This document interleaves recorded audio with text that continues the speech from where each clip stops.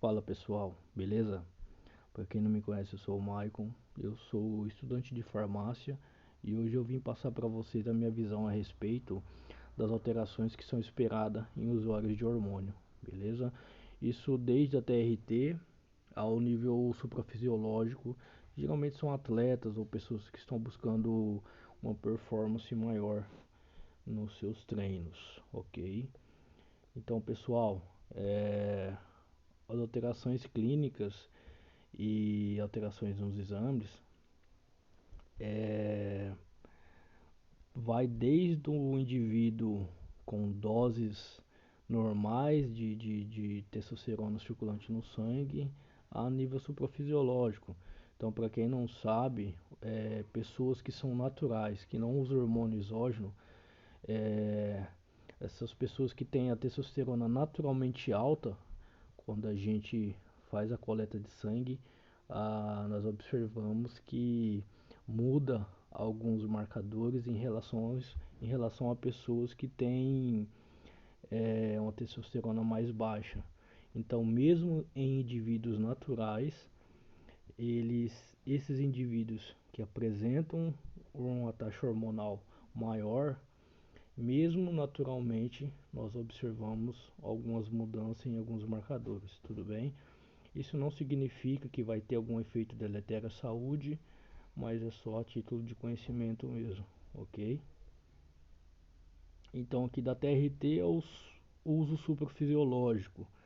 Para quem não conhece, não sabe, TRT é a terapia de reposição de testosterona.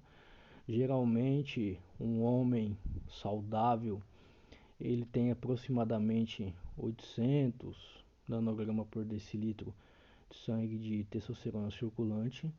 Só que isso pode entrar em decréscimo a partir dos 35 anos, 40.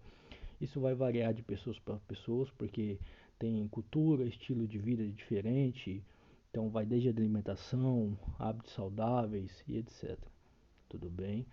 Então, geralmente um homem natural e saudável, ele produz semanalmente 75 miligramas de testosterona. Então, quando você vai dosar a semana inteira, você vai observar isso no exame da pessoa. Então, fica em torno de 75 miligramas de testosterona por semana, que isso refletido no exame vai dar em torno de 800 nanogramas por decilitro, 500, 700, é variável conforme o dia da pessoa, ok? O uso suprafisiológico, desculpa, é, seria superior a isso. Então, homens que vão fazer a terapia de reposição de testosterona, eles vão usar 100 miligramas por semana, tá? Então, para quem já tem maior conhecimento, vamos pegar aí o cipionato de farmácia, cipionato de testosterona. É, ele vem em cada ampola 100 miligramas de testosterona. O que significa isso? Dessas 100 miligramas de testosterona que tem ali, do fármaco, na verdade, 70 a 75 miligramas é de testosterona e os outros 25 a 30 mais ou menos é, é do éster em si, tá? É só a título de conhecimento, para quem não sabe, a testosterona que é comprada na farmácia, ela é ligada a algum éster. Por que isso acontece? Então você tem a molécula da testosterona e junto a essa molécula é ligada a alguns ésteres. Por quê? Quando você vai administrar ela no corpo, ela não é liberada na corrente sanguínea de uma vez. Então, através de algumas enzimas chamadas esterase, ela vai lá e vai tirando os ésteres aos poucos e a testosterona vai sendo liberada gradualmente na corrente sanguínea. A testosterona sem a ligação do éster, ela é liberada de uma vez na corrente sanguínea, tem os seus benefícios, porém ela sai rápida também, ok? Então, foi se criado e desenvolvido esse sistema de éster ligado à testosterona, uma para evitar que a pessoa precise ficar se aplicando todo dia e assim evitar o desconforto, né, das injeções, e para manter uma maior estabilidade ou homeostase no corpo, ok? Então, o homem que for fazer TRT, ele vai usar a cada 7 dias 100 miligramas de testosterona. Isso é o mais correto a se fazer.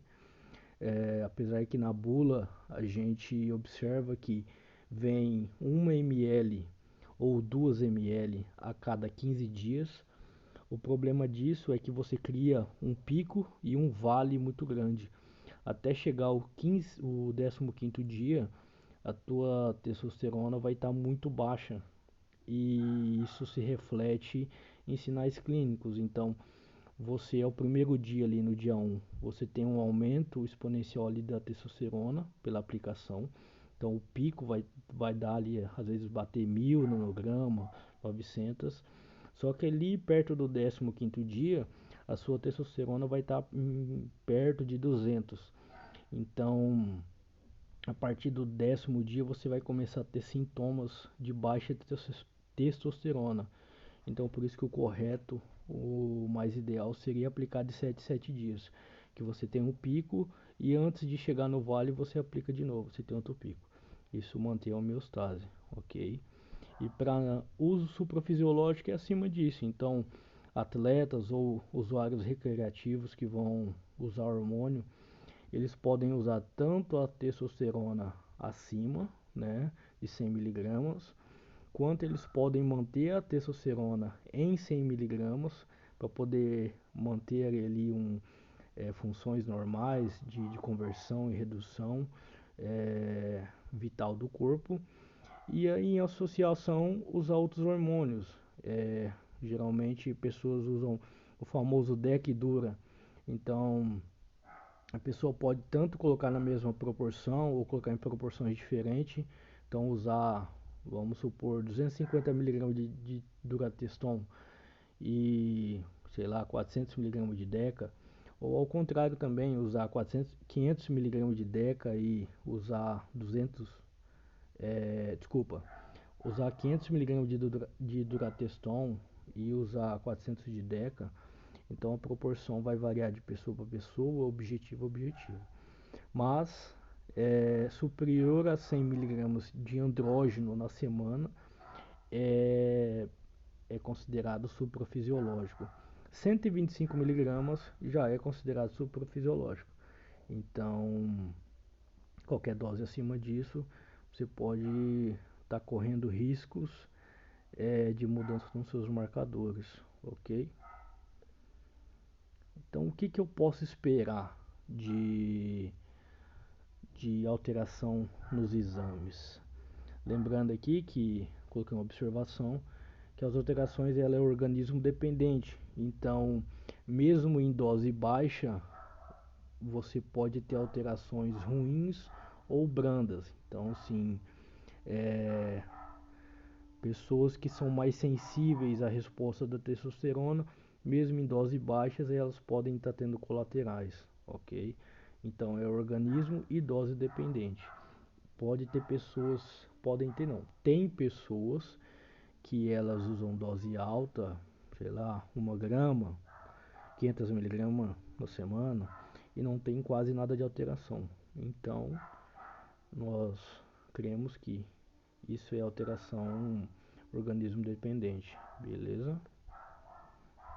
Então os exames laboratoriais que geralmente nós pedimos para uma pessoa que está começando, lembrando que o correto, no mundo ideal seria fazer exame antes de usar, durante e pós. Com essa rede que a gente faz, a gente consegue traçar como o seu organismo funciona. Só que infelizmente não é a realidade de todos. Fazer todos esses exames acaba às vezes saindo um pouco mais caro.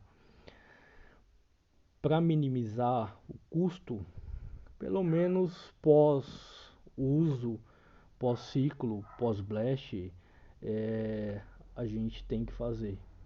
beleza? Então os exames que são esperados, que a gente pede, que geralmente alteram, é a testosterona total, obviamente que vai mudar, porque você está mandando o exame de dentro para fora, mandando o hormônio de dentro para fora. O estradiol, que ele é um hormônio entre aspas feminino, ele tem diversas funções dentro do seu corpo, humor, libido, lubrificação de artéria, é, isso inclui elasticidade e etc. Você tem lubrificação de articulação, é cardioprotetor também, é neuroprotetor. Então é um hormônio extremamente importante para os homens também, ok? Dentro das suas proporções. O DHT, então, só para lembrar, a estradiol, ele é um hormônio convertido da testosterona. Então você tem a tua molécula de testosterona, vem uma enzima chamada aromatase, e essa enzima converte parte dessa testosterona em estradiol, beleza? O mesmo vai acontecer com o DHT, só que ele é através de uma enzima chamada 5-alfa redutase. Então a tua testosterona vai sofrer uma redução, então vai criar ali um hormônio chamado de hidrotestosterona, que geralmente o pessoal conhece como mais como DHT. Esse hormônio ele é responsável aí também por parte de humor, é responsável por desenvolvimento puberal nos adolescentes, pelo facial, pelo no corpo. É, geralmente o pessoal conhece ele muito como vilão, porque ele é muito associado à queda de cabelo, à espinha também, tudo bem, mas é um hormônio importante para o corpo, principalmente em relação ao humor, tá? Nós observamos quando o DHT está muito baixo, o paciente ele sofre algumas alterações de humor e de libido também, ok? Prolactina geralmente é mais associada à mulher, porque ele é responsável por secreção nas mamas. Então, quando a prolactina está muito alta, acontece a lactação na mulher, né, em gestantes. Porém, ele tem um papel importante no homem também. Vai desde o relaxamento pós-orgasmo até o humor também. Quando alguns usuários usam hormônios da família 19-nor, nós observamos que a prolactina se aumenta. Então, pessoas que usam trembolona em dose alta ou em dose baixa, e essas pessoas são sensíveis a esse hormônio, a gente observa que a prolactina ela aumenta, e com esse aumento da prolactina nós temos uma queda da dopamina, e por isso que vem aqueles colaterais associada à trembolona, que é baixo humor, é, ansiedade, vontade de não fazer nada, é muito por causa disso. Então, geralmente, pessoas usam alguma medicação para controlar isso. A medicação usada é a cabergolina, então geralmente é uma dose mínima aí de 0,5 miligrama na semana, já é o suficiente, né? Dependendo da alteração que se tem, que você tiver, talvez precise de uma dose maior, mas isso é dependente de exame, tudo bem? TGO e TGP, que são enzimas ali que são liberadas pelo fígado. Então, após algum dano hepático que você tem, essas enzimas elas são liberadas na corrente sanguínea, e quando você dosa esse exame, você vê um aumento dessa enzima, automaticamente levamos a crer que você está tendo algum tipo de efeito deletério ali no seu fígado, beleza? Geralmente o pessoal usa silimarina, vitamina E em dose alta, xaropim, sabe, xaropim de tosse, de de farmácia, esse xaropinho barato, aquilo lá também. NAC, geralmente o pessoal usa também para melhorar o fígado. Então, lembrando que alteração de fígado, efeitos deletérios ali no fígado, eles vão ser muito fortes em pessoas que usam hormônios orais, então como estanozolol, dianabol, hemogenin, oxandrolona, alotestin, tudo que for oral, é, na parte de hormônio, eles são mais tóxicos ao fígado. Sabe-se que é devido à 17-alfa-quilação de todos esses hormônios. Então, você tem a molécula, por exemplo, vamos supor ali da oxandrolona, é adicionado um carbono 17 nessa molécula. Para quê? Porque ela resista aos mecanismos de absorção ali e não seja excretada muito rápida. Então, geralmente ela passa 2 vezes no fígado e é por causa disso que acontece alguns efeitos deletérios ao fígado, beleza? Então, quando você administra via oral essa medicação, o que acontece é que ao ser absorvida, a primeira passagem ela não é totalmente metabolizada, então ela passa novamente e os metabólitos dela que vão sobrando, eles acabam causando algum tipo de lesão no fígado, tudo bem? Se essa lesão vai ser nível baixo ou alto, vai depender de dose e de cada um também, ok? Como dito anteriormente, pessoas com dose baixas podem sofrer uma alteração alta ou não, e pessoas com dose alta também podem sofrer uma alteração grave ou não, beleza? A CPK geralmente ela altera com o uso de esteroide, tá? Principalmente esteroide oral, mas a CPK ela também é um marcador para, vamos se dizer assim, para intensidade de treinamento. Então, ela é liberada na corrente sanguínea, tá? Ela é um marcador de dano tecidual. Então, vamos supor que você fez um treino de perna ali bem pesado. Se você for dosar a sua CPK no dia posterior ao treino, ela vai estar muito alta. Então, como o dano tecidual ali no músculo da perna foi muito alta, essas enzimas são liberadas na corrente sanguínea e quando você vai dosar no exame, a alteração é muito discrepante.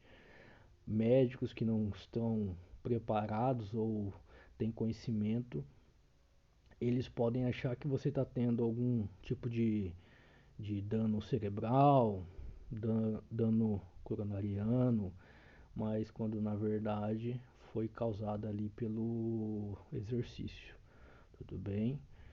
E hematócrito também, é, usuários de hormônio não é observado muito em doses tão baixas, mas é raro acontecer em doses baixas, mas pode ter algumas exceções.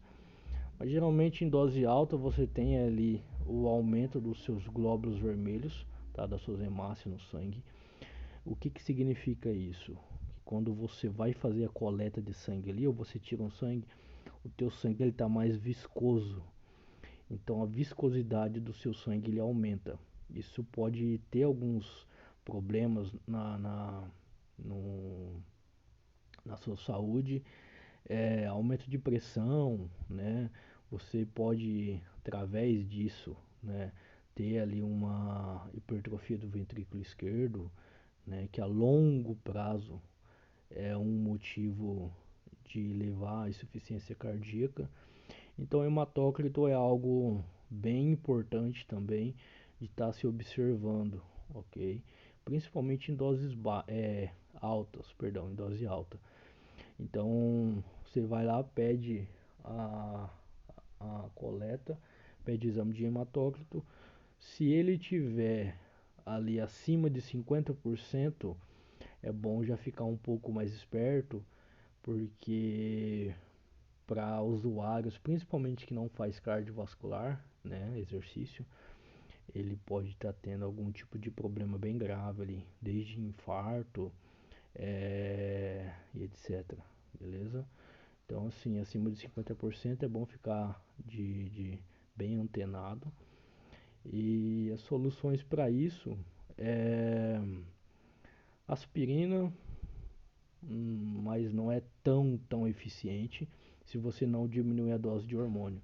Então vamos supor que você está com 1 grama de hormônio na semana e teu hematócrito está em 50%. Se você jogar aspirina, vai ajudar a talvez não engrossar mais, mas não vai diminuir a porcentagem. O que se faz muito é, em medida de emergência é fazer sangria terapêutica.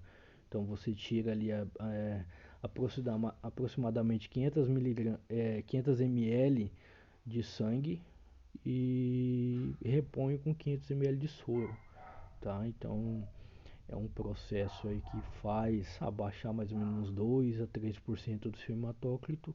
Porém, se tiver nesse nível, o mais correto a priori é abaixar a dose do hormônio e aumentar a sua ingestão de água também, tá? Existem pessoas que não bebem muita água e quando vão dosar o hematócrito ele está alto, e essa mesma pessoa, quando ela volta a beber água e vai tirar o exame de hematócrito de novo, ele apresenta um pouco mais baixo, tá? Então, dose moderada, se você tem abaixar a dose, né, na verdade, se você está com hematócrito alto, sangria terapêutica e beber muita água, beleza? FSH e LH, esses exames eles vão estar alterados, tá? FSH é o hormônio folículo estimulante, que geralmente ele vai estar, geralmente não, ele vai estar estimulando a produção de espermatozoide, e LH, que é o hormônio luteinizante, que ele vai estar estimulando a produção de testosterona, beleza? São hormônios liberados aí pela hipófise, tá? Então, quando você tem uma queda em indivíduos naturais, quando você tem uma queda da testosterona, através do feedback negativo, você tem a liberação ali do LH e do FSH, beleza? Em usuários de hormônio, esses exames é normal que se encontrem baixos, porque você está mandando testosterona ou qualquer outro tipo de hormônio de fora, de maneira exógena. O teu corpo ele reconhece ali por feedback negativo, quer dizer, perdão, positivo, feedback positivo, que tem muito hormônio circulante, ele manda informação para a tua hipófise parar de produzir FSH e LH. Então, quando você vai dosar no seu exame, você vai perceber que o seu FSH e LH vão estar baixos. Qual que é o problema disso? Pessoas que querem ter filhos, homens que querem ter filhos. Como o hormônio folículo estimulante ele está baixo, o que acontece é que a tua produção de espermatozoide ela pode ser zerada ou reduzida, tudo bem? Reduzida a níveis que você terá dificuldade aí de engravidar alguma pessoa, alguma mulher, ok? Então, geralmente o que se faz nisso para resolver é usar um hormônio chamado HCG, ou mais conhecido como Choriomon.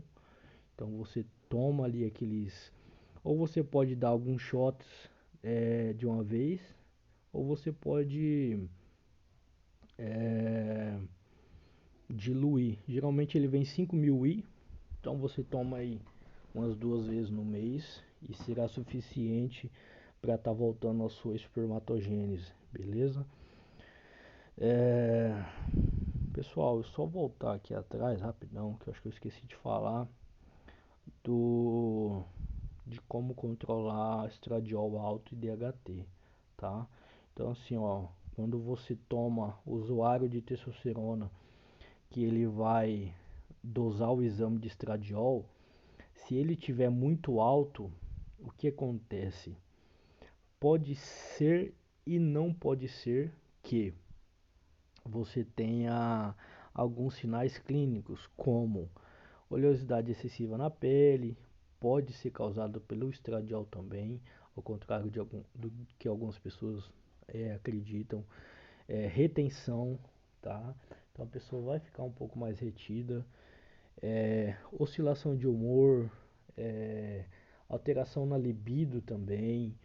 Então, a oscilação do estradiol muito abrupta, tanto um nível muito acima ou um nível muito abaixo, ele pode estar causando esses efeitos, tá? É, o mais comum conhecido pelo pessoal aí é a ginecomastia, tá? Para quem não sabe, é, quando o estradiol está muito alto e você tem muita sensibilidade, porque tem isso também, você tem muita sensibilidade ao estradiol ali na tua glândula mamária, o que acontece é que o estradiol se liga aos receptores da sua glândula mamária e ele vai estimular a criar um mini seio, vamos dizer assim. Então você fica com um peitinho é, que lembra muito o seio de mulher. Então geralmente estraga bem o físico. A solução para isso é usar tamoxifeno ou anastrozol, tá? Tem um vídeo no canal aí que eu ensino como se usar é, frente a esse colateral, tudo bem? O DHT também, eu esqueci de falar que quando ele está em níveis muito alto ou até em níveis baixos também, porque depende muito da sensibilidade receptor e hormônio no folículo capilar ali. Então, pessoas que geralmente têm alopecia androgenética, que é uma doença onde a maioria dos homens ficam calvos e levam a ficar careca, é uma alta afinidade do receptor ali do folículo piloso ao hormônio. Eu acho que eu já fiz um vídeo também falando sobre isso, então quem quiser dar uma procurada no meu canal aí, eu ensino como você driblar de várias formas, principalmente usuários de hormônio, tá? Que aí já é um pouco mais difícil, mas dá uma procurada aí que vocês vão ver, ok? Então, partindo para outra, aqui, é... eu parei aqui no FSH, né? Então, HDL e LDL são exames que você tem que pedir e que eles vão estar alterados. Então, usuários de hormônios, principalmente suprafisiológico, podem esperar o seu perfil lipídico ali bem desregulado, tá? A depender do tipo de droga. Então, drogas orais, é, elas tendem a alterar mais o perfil lipídico do que drogas injetáveis, ok? Lembrando que é dose dependente também. Então, eu tenho alteração X com dose X e alteração Y com dose Y. Então, obviamente que num contexto geral, nós levamos a crer que homens ou mulheres que vão usar doses mais altas, as alterações serão mais fortes. Então, isso leva a um risco à saúde muito grande, porque para quem não conhece, o desbalanço no perfil lipídico pode levar a uma doença silenciosa chamada aterosclerose. Então, eu já falei em outro vídeo do canal a respeito disso também.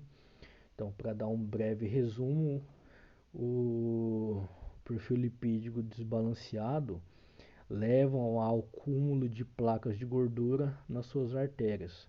Se essas placas de gorduras elas continuarem a se depositar, o que acontece é que você pode ter a obstrução do seu fluxo sanguíneo e, obviamente, levar a algum tipo de infarto, tá? Se essa placa de gordura se soltar também, Se ela parar em alguns lugares, você pode ter tanto infarto quanto AVC, tá? Ou embolia pulmonar. É, geralmente, o que se usa para se controlar um perfil lipídico muito desbalanceado é estatina, é, niacina, que é a famosa vitamina B3, ômega 3 também, fibra, exercício cardiovascular, diminuir dieta hipercalórica. Isso tudo vai fazer com que o perfil lipídico melhore. E acima de tudo, se você fizer isso tudo e não melhorar, é diminuir as doses dos hormônios, ok? Então tem um vídeo aí falando também a respeito de como controlar esses hormônios não, o perfil lipídico. Então eu falo sobre dose, eu falo como usar, em qual cenário usar, ok? E por último, o PSA, tá? Ele é uma proteína aí produzida pela sua próstata e é um marcador de câncer de próstata. Então, pessoas que dosam o PSA e ele está ali em torno de 4 é considerado normal, tá? Muito acima disso, por exemplo, acima de 10, pode estar considerando ali um possível tumor, tá? Então, mais usuário de esteroide, se a pessoa não tem a predisposição, não tem a sua doença de base já pré-instalada, raramente ele vai ter alguma alteração no seu PSA ali, mesmo usando hormônio, ok? Para quem tem medo ou já tem tendência na família de ter ali esse marcador tumoral alto, o que é aconselhado é usar um medicamento que bloqueia o DHT, tá? Então, geralmente o DHT, acho que tipo, eu não lembro se é o tipo 1 ou tipo 2. É, hum, eu não lembro qual que é, mas é um desses é, que ele vai estar bloqueando. Na verdade, não é o DHT, perdão, gente. É a enzima que converte a testosterona em DHT. Então nós temos ali a testosterona, a molécula, e tem uma enzima chamada 5-alfa redutase que eu reduzo esse DHT, essa testosterona em DHT, e esse DHT ele pode agir na próstata também. Então, como é um hormônio muito forte, se você tiver ele muito alto na corrente sanguínea, pode ou não pode se tornar um problema a nível prostático, tudo bem? Então, na verdade, eu estou lembrando aqui agora, é a enzima 5-alfa redutase, que tem a tipo 1 e a tipo 2. É um negócio assim. Porque uma vai atuar mais ali no folículo piloso, né, no cabelo, e outra vai atuar mais na próstata. Então, a medicação usada para combater os dois ao mesmo tempo é a dutasterida, nesse caso de próstata, tá? Geralmente a finasterida ela é mais direcionada para o cabelo, porém também ela reduz ali, se não me engano é a tipo 1, que reduz ali para o DHT, que vai para a próstata, tudo bem?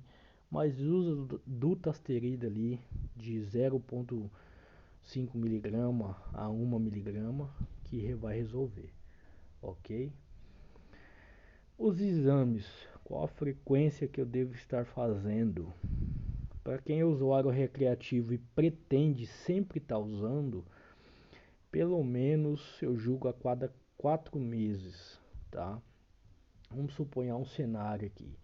Você faz o Blasting Cruise, então você vai ter períodos no ano em que você vai estar jogando uma dose mais alta e períodos no ano que você vai estar com a dose mais baixa.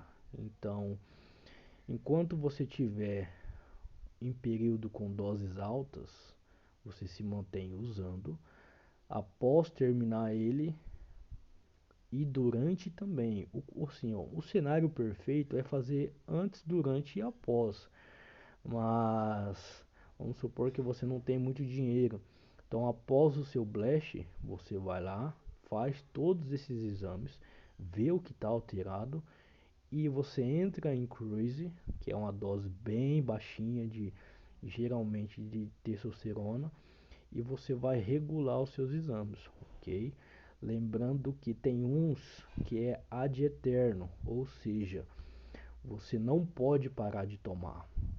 Então, os hormônios que, que alteram, que eu não posso parar de estar tomando certas medicações, ao meu ver, em primeiro lugar é o seu perfil lipídico, tá? Então, assim, você não pode usar hormônio e depois você ir lá e tentar resolver ele. O correto é durante o uso concomitante que você vai estar, você tá usando medicações ou vitaminas ou estratégias dietéticas para que controle o colesterol, tudo bem? Lembrando que a arteriosclerose é uma doença silenciosa, que você não tem muito sinal e sintoma. Quando você vai vir ter é porque a sua veia já está quase entupida. Então é bom tomar muito cuidado, beleza? E se você for usar algum oral, lembrando que o seu TGO e TGP vai estar alterado. Então, geralmente durante o ciclo o pessoal usa silimarina, mas fígado geralmente se você não for fazer uma dose muito alta, né, com associação com álcool ou com outras medicações, você não vai ter tanto problema, porque o fígado ele se recupera rápido, tá? Se você não fizer muita extravagância, lembrando. Ok, pessoal? E é isso. Então, assim, ó, o principal que eu coloco de marcador de saúde, que você tem até que estar usando a medicação ou a vitamina ou a estratégia que você decidir, sempre ali concomitante com o seu ciclo ou cruise, é a parte de perfil lipídico, beleza? Então é isso aí, pessoal. Vou ficando por aqui. Deixa sua dúvida aí. Deixa sugestões de vídeo também. Eu vou estar fazendo mais nesse formato. E eu vou logo entrar num blast e vou estar voltando a usar Andarine, que é um SARMs que protege o cabelo, tá? Já tem um relato meu aí no canal a respeito disso, mas eu vou fazer outro. Vou estar usando e relatando semana a semana, beleza? Então, obrigado por quem ficou até aqui. Deixa o seu curtir aí, compartilha pro amigo que está desinformado, deixa a tua sugestão de vídeo, deixa a tua dúvida que eu vou estar respondendo, beleza? Falou!